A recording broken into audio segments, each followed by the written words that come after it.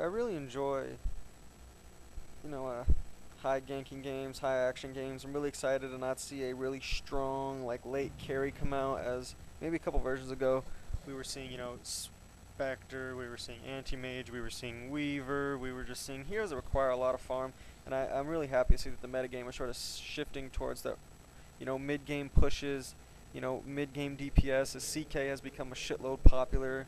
The Panda being banned is awesome. Puck has been a fairly popular pick coming into the scene recently,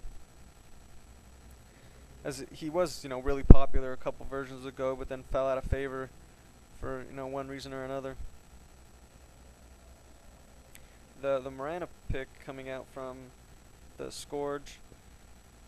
Mirana is one of personally my favorite heroes to play in Dota. I love her arrow skill, just the ability to throw on like a 4 to 5 second stun with a beautiful arrow is really fun to me. It's going to be pretty difficult to hit, in my opinion, as they really only have the one stun coming out from the Sand King. Really don't have too many disables, but neither do the Sentinel, as they've decided to pick up a Dazzle. Dazzle being able to, ultimate being able to drop all the armor on this enemy team, as well as even add armor to your team if so. As most of the DPS will be coming out from that Lycan, and if that Mirana can get a good amount of levels. Mirana really level dependent, really needs, level 9 or 10 to be able to get the arrow and Starfall up to a substantial level to be able to really start doing some damage. To be able to carry her through the early middle part of the game until she gets some items for that early game DPS. As her starting attack damage really isn't too high, really not too good of a laner either. Generally gets thrown into that long lane. I'm not sure that's going to be the case here. I believe we will see Mirana in a dual lane. As now with that Mirana pick coming out, I'm pretty certain we're going to see that Lycan go into that jungle, as they have picked a good amount of semi-carries. Then we see a Warlock pick coming out. Warlock is a lot of fun.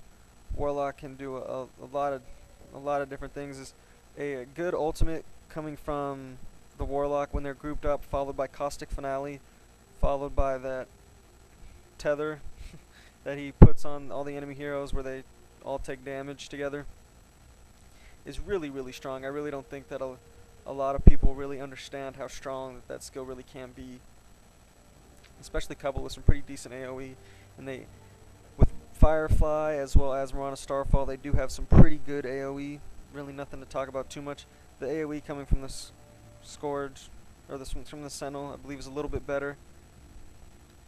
As even though they will the Dazzle will be able to constantly add to their health. And then we see a Drow Ranger pick coming out. Now that is fun. Drow Ranger really not picked too often. Drow Rangers I haven't seen in Dota 1 in forever. However, in Dota 2, a couple games, I have seen her come into a little bit more favor. As we will see Timble on the Traxix, we will see IBM on the Broodmother, Dazzle being played by Denska, Darth Sidious on the Leviathan, and Enigma being played by the Apathy. Enigma going bottom. We will see this Broodmother at middle, and then Tidehunter, Drow, and Dazzle going up to this top lane. I'm really not sure why they're going up to this top lane. I really think that they should drop them down to the bottom, throw the Enigma at mid, and then throw that Broodmother at top, as the Broodmother is much safer. And I believe that that's what the Scourge thought was going to happen too, as you see the Sand King running up here being played by Dollar. We will see Leaf on the Bane Hollow, still standing here. Makes me believe he will be going into that jungle. A Magic Bush Ward going down, just in case the Darkrow is going to be jungling. And even regardless, just knocking out this creep pull, even though it won't be utilized too much. Darkrow is one of the few heroes that can utilize a creep pull all by himself, as he does have those Eidolons. It's a little difficult to do, but can be done. We will see Reinhardt on the Warlock. Good luck, have fun coming out from both, or have fun, good luck, and then a good luck, have fun coming out from both teams. Ramen on this Marana, as we will see a dual lane Marana Warlock at bottom going up against this Enigma. I really don't think this Warlock should be here. I really think he's just going to be taken away from this Marana's level. I think the Warlock should probably rotate back up towards top and sort of help out this SK, as he will have a little bit of a hard time going up against this Trilan. When I mean a hard time, I mean he won't be able to do shit. Unlike other heroes, like the Windrunner who get thrown into the solo lane, and or the Enigma get thrown into the solo lane, they're able to throw Eidolons up there, and or if you are the Windrunner, be able to power shot and just get a little bit of farm. Where the SK is not. The SK is really screwed, and they notice this and they rotate the Bat Rider up towards top. The Warlock will be rotating up towards top as well. Then the SK will be in middle, as they really needed that SK. Or they got the SK specifically to go up against that Broodmother, as they feel that will be a really strong lane for them. Leaving this Marana to solo against this Darkrow.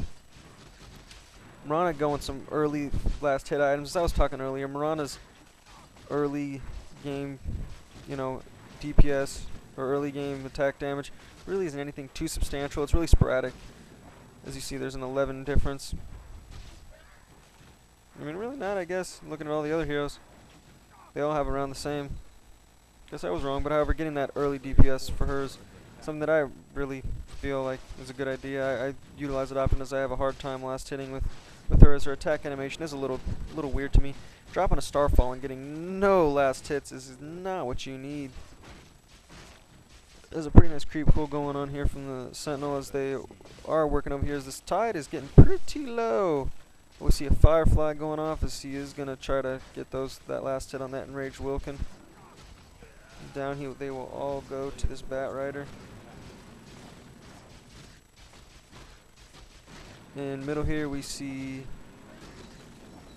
I get nothing, because it's just one of the observers. As I wish I could see the farm, however I cannot. Now in my opinion,